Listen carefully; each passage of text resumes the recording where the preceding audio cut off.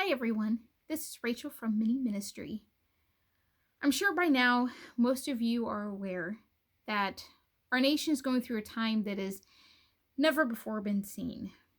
We have the known coronavirus that has invaded multiple countries now, has become a worldwide pandemic, and is causing something we have never seen before: widespread fear. There's fear of so many things out there: fear of running out of toilet paper, which oddly seems to be the big topic of conversation lately. Fear of our own health, fear of those around us, fear of if more people would get sick. That four-letter word has caused so much panic and frustration in the past couple weeks, and will in the weeks to come, I'm sure, that I think today we need to stop and step back and really take a look at a couple things. First of all, us as Christians are not to be given in to a spirit of fear. We have Christ on our side. We obey the holy, sovereign God who is the creator of this universe. We should not fear. I realize that we are going to have trials and tribulations. And I don't know, I could contact the coronavirus, but truth be told, I don't really care. Because no matter what happens to me here in this life, it's all just temporary. I'm here to live for Christ, for an audience of one. And so I'm not going to live my life with the what if factor. I can only live with what is. What is that God is still sovereign and on the throne. What is Jesus is still the same yesterday, today, and tomorrow, as Hebrews 13:8 says. We need to trust and step out in faith, not in fear, and hold on to that faith, knowing that who we are in Christ is what matters, and who Christ is what matters. Secondly, I want to tell you that this world is changing day by day. I know in our state where we live, it has come to the point that schools are closed, churches are closed. We now have enacted that our businesses, as far as restaurants and bars and things like that, can no longer serve dining-in customers. So it's carry-out only. And so it's changing even the day-to-day operations of our life. Now, I have to tell you, I understand some of the reasoning behind some of this. There is millions of people in our country. We don't know where this, the first person who came into contact with it and how fast it's spreading. They're still even finalizing some of those things and figuring out exactly all those details. We do know how it's spread, and we do know what happens to people who get it. So we're trying to minimize that risk. Now, I have no problem us taking those into consideration. We want to minimize a risk.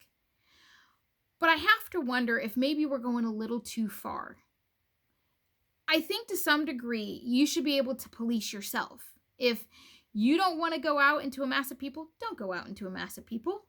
If you have a compromised immune system, obviously don't partake in events. That's just a given, okay? And while I'm sensitive to you in all these things, did it really take the government for us to realize that we should be washing our hands for 20 seconds? Did we not do this before? Did it really take that to realize that toilet paper is what we should be needing in case our kids are home? I think we've not really focused on the important things in life, and we're just now realizing some of these things. Okay? You should always wash your hands before you eat a meal, after you go to the bathroom, periodic through the day, after you're, with your pets, all these things. You should be washing your hands. Yes, I'm touching my face, and I'm okay with that. I'm not concerned. So there's no need to panic. Okay? With the amount of people that have gotten this virus, very few, in retrospect, have died. Yes, there have been deaths, but mind you, there are deaths from the flu. There were deaths from swine flu and bird flu and Ebola and all these other pandemics and epidemics we've had over the years. I'm not saying this is not good. It's not good. Viruses are not good. But in retrospect, people die when sicknesses occur. That's just a fact. Okay? Another thing I want to point out to you. Okay? I absolutely love my church family. I love going to church and the being fed the word by my pastor, being with other believers, being in communal worship. All those things are awesome. But one of the things that got put on hold with this virus was our church services. And I was very distraught when church got canceled because I look forward to meeting with all those. So when our church got canceled last week, I kind of went to my husband. I says, could we host church in our house? Because our church was going to live stream it. I said we could host it. We can have some food. We could just have good fellowship and prayer. He's like, Okay, so really quickly, we kind of enacted this and put it out there. Probably not enough time for a lot of people to come, but we did it. And we had someone come, and we had the most amazing time talking about faith, sharing our experiences, watching the sermon, and then we had prayer time. We had some worship. We sang some music together, and it was a really neat moment. Now, I'm not here to tell you that whether it's good or bad, whether your church's doors are open or closed right now. Here's what I am to tell you. We are to look different than the world. And while I want to adhere to our government, unless it goes directly against God, I'm going to adhere to the government. So it might be the right thing for your church doors to be closed. I'm not condemning that at all.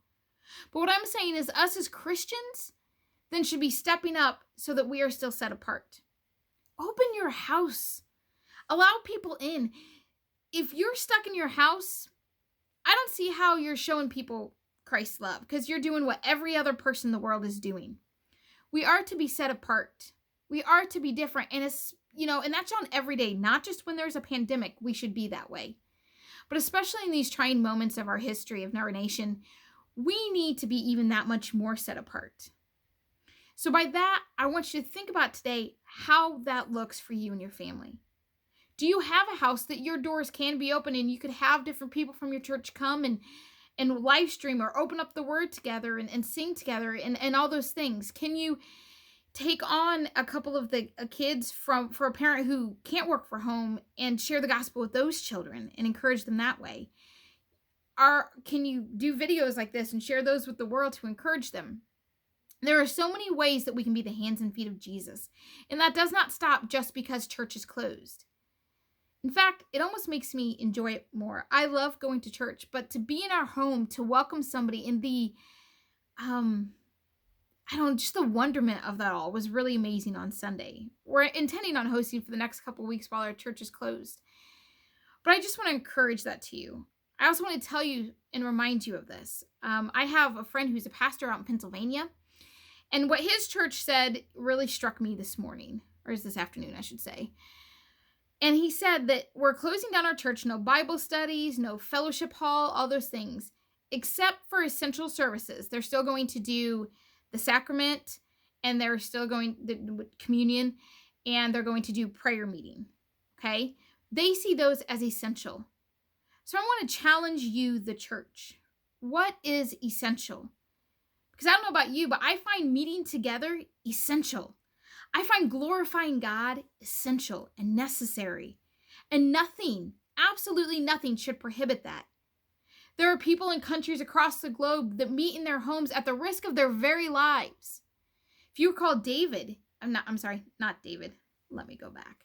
Daniel, the other D. Daniel, they had made that rule that you cannot bow down to anybody but the king. But Daniel still, in his house, bowed down to the Lord and was praising him and praying. And he didn't care.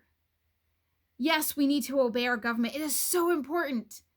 But at the same time, we have to remember what is essential. And Christ and God is essential. Our faith is essential because that is what sets us apart. I'm wondering if any of us still exist to be the Daniels of the world. Are we willing to step out in faith and be different, defy the odds, actually be the hands and feet of Jesus? It's a tall order, and it's something we're never fully going to fulfill. But it's something so important to our faith. Because otherwise, if we're just sitting at home on the couch or doing stuff with our kids like everybody else, yeah, we're obeying the government, my friends, which is important. But how are we looking any different? Because that's what we are called to be. We are called to be different. Finally, my friends, I want to encourage you, do not hoard any resources. Okay, we don't all need 90 rolls of toilet paper. You can survive with what you've always survived on. Yes, you should have a little extra, especially if you have kids home that aren't normally home and you're using other resources. Totally get that. But you do not need to hoard anything. There's a man who has 17,000 bottles of hand sanitizer right now. Insanity, my friends. Okay? Let's be smart. Let's live as we always have lived. And let's trust God. Let's have faith. Because God is the supplier of all of our needs. And I don't know about you, but God has always taken care of my needs. And even beyond that, He has supplied even my wants. I'm so thankful and praiseful for those things. And I'm going to continue to trust Him to supply me in the needs that I need, even during this time. So join me in that. Let's be a people of prayer for what's going on in this world, prayer for our government, praying for this virus to come to an end. But let's also pray to stand firm in faith, to step out in faith, to see how we can show people Christ during this trying time and even in the times to come. We are to look different, my friends, and I want to see Christ in each of you. I hope you all have a blessed day. Stay safe, wash your hands, and I love you all.